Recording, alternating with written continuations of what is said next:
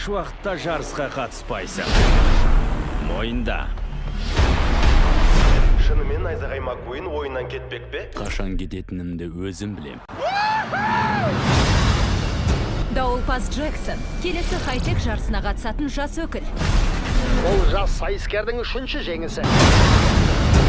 Күшін кеміген мен, ақылың арта береді. Сізге менің көмегім керек, Маккуин мырза. Сен үшін келдім, дауылпаз. Ғашық!